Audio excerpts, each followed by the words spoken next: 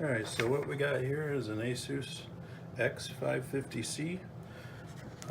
It's been having issues booting up into Windows, and the owner gave it to us and said we could do with it what we wanted to. And so what I'm going to do is tear it down here, and then we're going to talk about the major components, and I'm planning to just put it back together and then do some diagnostics on that Windows and see if I can't just give it back to her as a working laptop. Alright, so first thing I want to do is actually talk about the differences in some laptops. What we have here is a 15-inch, and let me pull it out of the screen a minute, and I'll bring in my machine, and let's just adjust it a little bit here so you can see the difference in length there.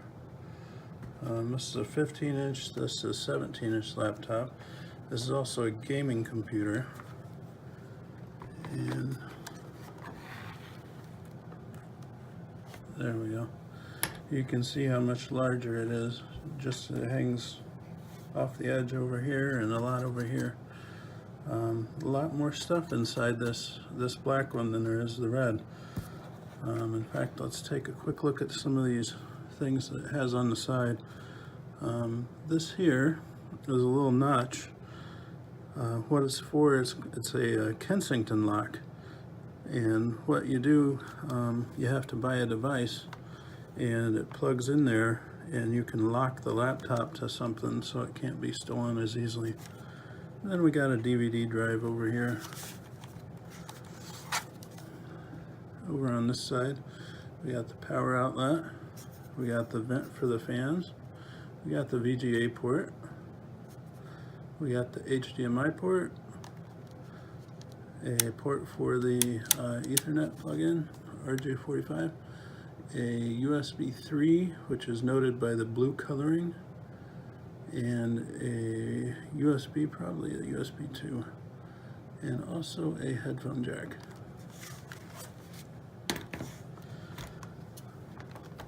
Take a look at this one just for comparison. We got the power jack, VGA port, HDMI, a mini display port, two USBs 3.0, a microphone, and then a headphone jack over on the other side. This actually is the back, and this is where the heat comes out of these. This particular laptop has two fans in it, one for the video card and another for the chip itself. Here's the Kensington lock, two USBs on this side also, 3.0, see the blue color. Got a DVD drive, and lastly we have a SD card slot. And now I'm going to focus exclusively on this red one.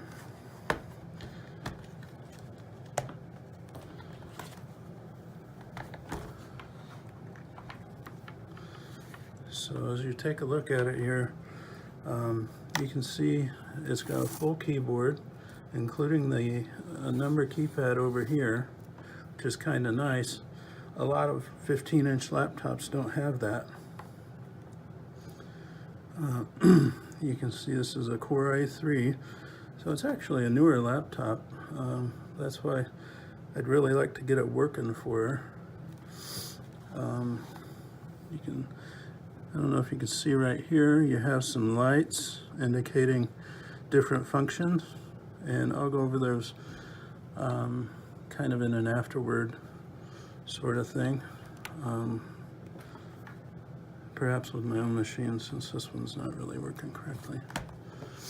Alright, let's flip this guy over. Oh yeah, I actually do need to reference the other one, but I'll do that here in a minute. So let's take the battery out of this thing. So in this model, and it's different on most laptops, depending on manufacturer really. So this one just has a slider lock. And then over here, you pull that, and it's gonna spring back. So you just pull it, and then you slide this battery this way, actually. On a lot of laptops, you just kind of pull it out. You can see right here is where your contact's made with the battery to the motherboard. Got some vent fans in the bottom. And I actually like the fans in the back with this fan. If that's on your lap, you know it's on your lap, especially if it's charging.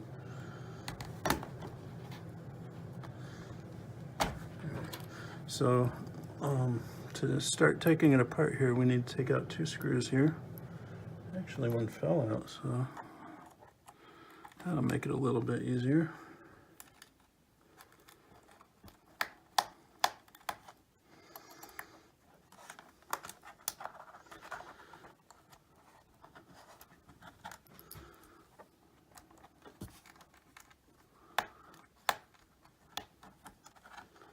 A little bit difficult to grab a hold of there. I have to find that other screw. I don't know where it went. It was there. And then this will actually slide toward us here.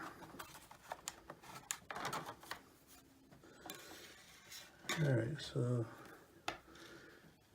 immediately you can see.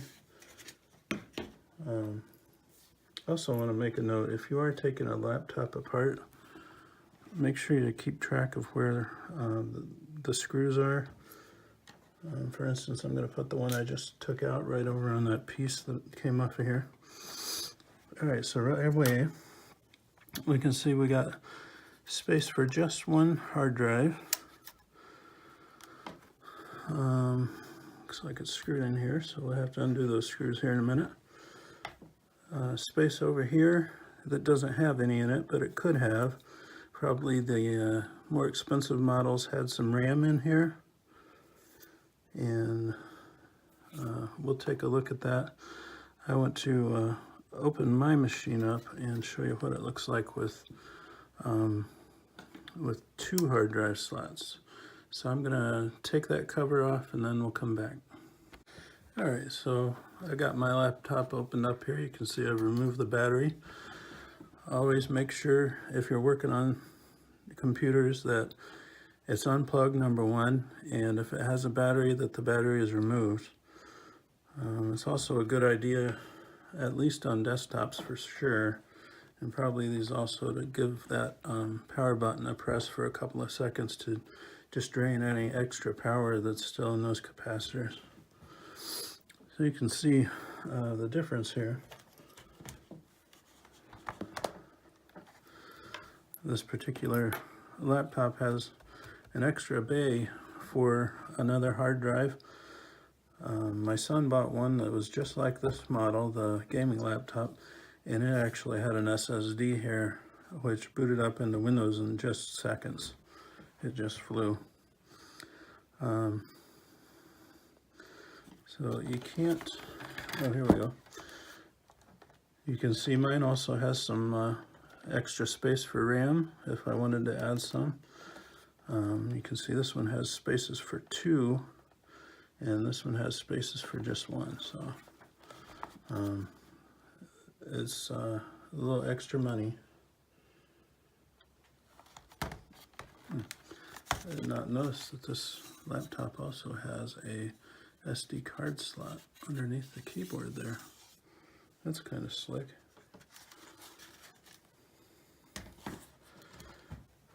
All right.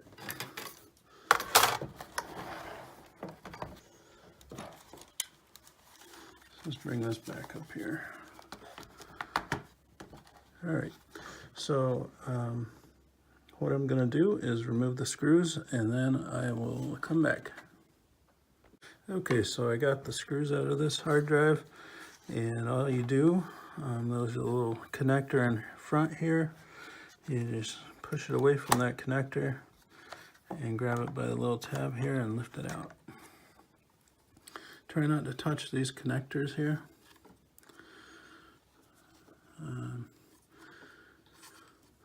You can see these little contacts down here. If you have a Nintendo DS, it's exactly the same kind of thing there. Those go up against some that are in here, and it allows for the transfer of data and power. Let's take a look at this a second. Looks like it's 500 gigabyte. It says right there, 500 gigabyte, 5,400 RPMs. So this thing's spinning around 5,400 revolutions every minute. And there was an extra screw in that, which is a really good thing to know, that don't try to just pry something off if it won't come. Make sure that you have all of your screws out of there, or you're going to break something. Be very, very ginger when you are working with your laptop. If it's one that you love. I mean, if it's one that's just destined for the junk pile anyway, you know, do what you want to with it. I'm going to take some screws out of this and be right back. Alright, I got these screws out, and I just wanted to take a minute to make an important point to you, to make sure that you pay attention to your screw size as you're taking these out. All but two of them were the small ones, but there were two, like I said, two of the longer ones. If you go putting that longer one in where a short one's supposed to go, you could run into an issue where you're shorting out your motherboard. It's an important thing to keep in mind. Keep track of where your screws go. Alright, so now that we got that done, you've gone back and you've checked to make sure that you have as many screws out as you can possibly find. That way you're not prying against a screw that's supposed to be there. What you're going to do next is take a special tool called a spudger and go around this edge. There's a seam right here, and there's these little plastic binders is really the only thing I can think of that are going against each other, holding that piece together. So what you're going to try to do is just gently move that apart. Like I said, if you have something like a guitar pick that you can slide along that edge real gently, that's the best. If you don't have a spudger, you can see this front's already come loose here, so obviously we got the screws off of that.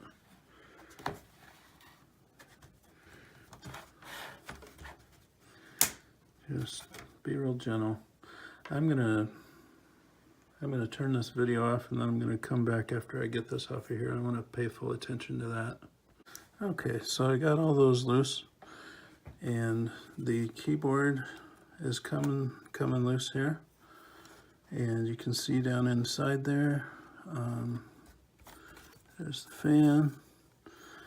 What I want you to pay special attention to first, though, is these very thin, very fragile ribbons that attach from the keyboard down into the motherboard. This black one kind of looks like it might be the touchpad. I don't know the schematics on this, so I'm not going to say for sure that that's what it is. But you know what? Let's talk about these here. They attach with little clips to the motherboard down here. This one's situated one way and the other one's behind it there. And this one's also behind it, so I think I might actually undo this one and then tackle the other one from the other side. But when you're working on these things, be really careful with these ribbons, because if you damage that, it cannot transmit data through a damaged cable, and they are very fragile. So do yourself a favor, if you're taking your laptop apart and working on it, be extra careful with those ribbons. I am going to undo those. You know what, actually, Yeah, I think I can actually just do this one.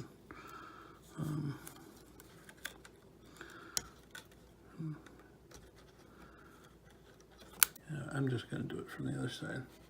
Alright, so I've taken these two smaller ones loose, and I just want to make a note, they were sticky right here on the bottom, so just be real careful when you're prying those loose from the motherboard where they were stuck intentionally so they wouldn't move. Just be real careful when you're prying those loose. Again, I can't stress so much that if you damage that ribbon, you will be replacing your component. So now I just want to demonstrate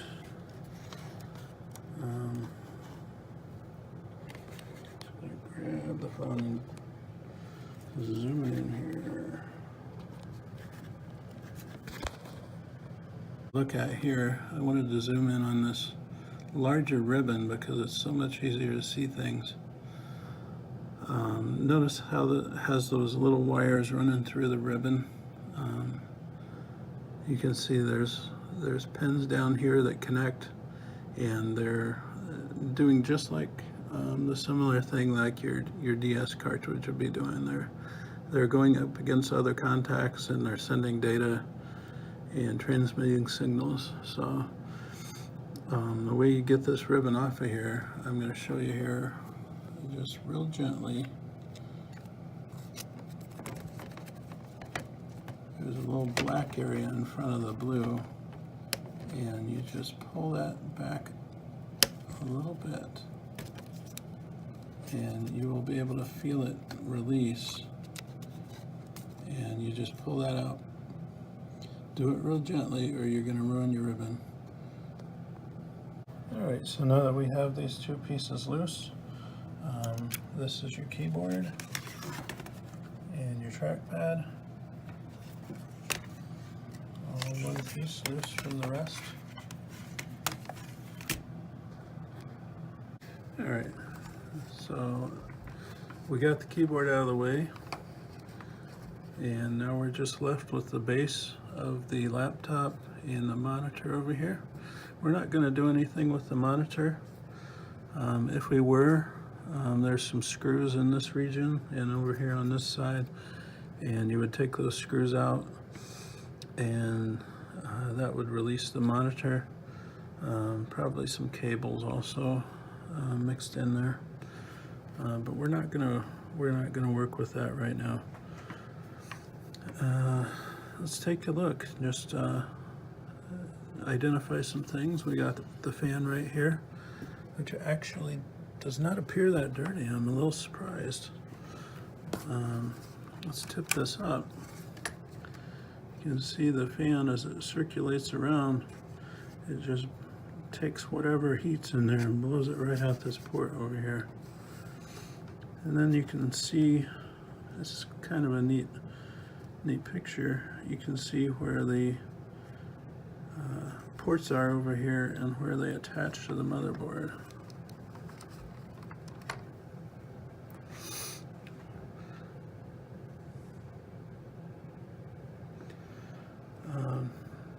Not a whole lot else to see. Here's our optical drive. We'll go ahead and take that off. Another thing, when you're working on laptops in particular, if you're taking a screw out, be extra careful, because you might not want to take it apart. But if you drop that screw inside there, there you go, there's a better view of the optical drive over here. One screw holding it in, and that's the way it is on every single optical drive I've ever seen. Just one screw in the middle holding it in, and then it should just slide right out.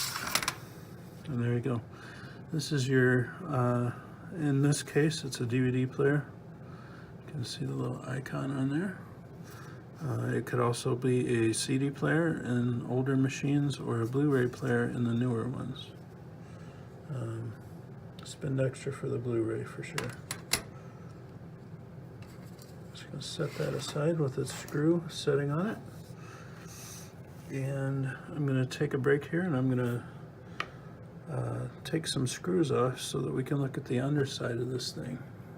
So I was pulling at the edges of this thing real gingerly, and I got over to this section and I felt it wasn't going in here, and I did not see this one screw right here. So I'll get that off, and hopefully we can pry that up and take a look at the underside. It's much more interesting than this side. So one thing I did want to make note of before we flip it over and look at the other side is this little piece here. It fits right in this slot, and it was actually had one screw on this side holding it in.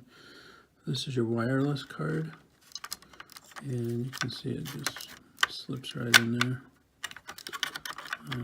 Can't do it with one hand, but you see these two wires here, they're just little held on very gently with a little, they're actually kind of a button sort of mechanism. So unfortunately it's really hard to do with one hand, so I'm going to take those off and then I'll just show you what I'm talking about. Alright, so here we go. Got these things off of here. There's the underside of it, and you can see right next to the hole where the screw was is that little button right there at the tip of my fingernail, and that just attaches on there and provides a connection between the wireless card, the antenna, and there you go. So now we got it loose from the bottom, and there's a ribbon over there I didn't really want to mess with, so I just decided to flip it over, and it's just happy as a clam, just like this. So some of the things we want to take note of: this here's the fan. We saw the other side of it a minute ago. Like I said, pretty clean in there. I'm a little surprised. What we have here, this copper, there's a piece of copper that winds around and goes over this chip here. And what that is, it's a heat sink, and what it does is it goes up against this piece here and transfers that heat out so that the fan can blow that heat out of there. There's my machine actually has two of those, one to the CPU and one to the graphics card. This one only has one, and it's over the CPU right there. Here we can see the bottom of that SD card. You see the slot right there? And then over here on the end, we see some ports. Let's try to go. Yeah, looks like USB ports there. I'm looking at it from an angle, so forgive me if I'm not correct.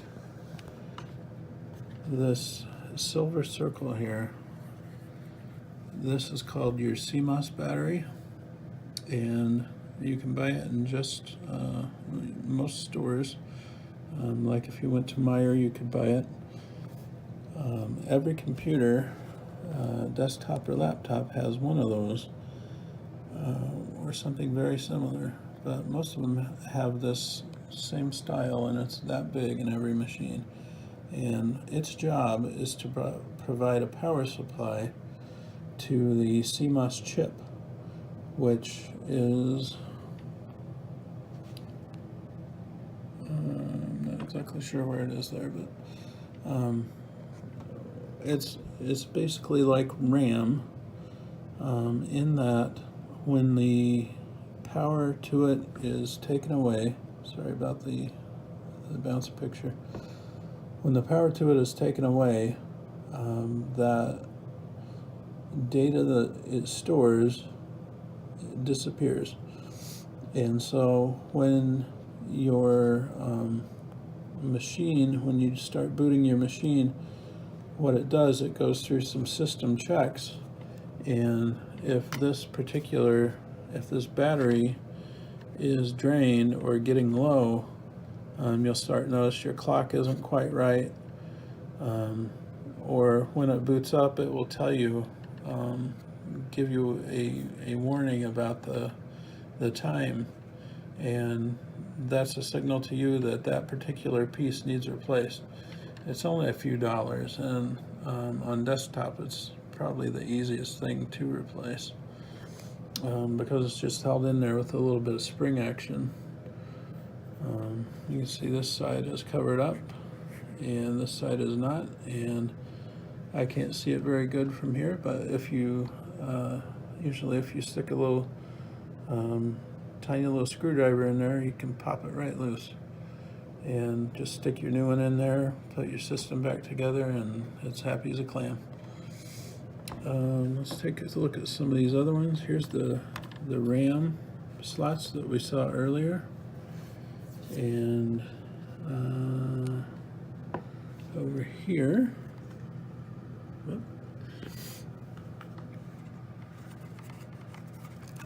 let's take a look at these on edge. It looks like where your hard drive connects to right there.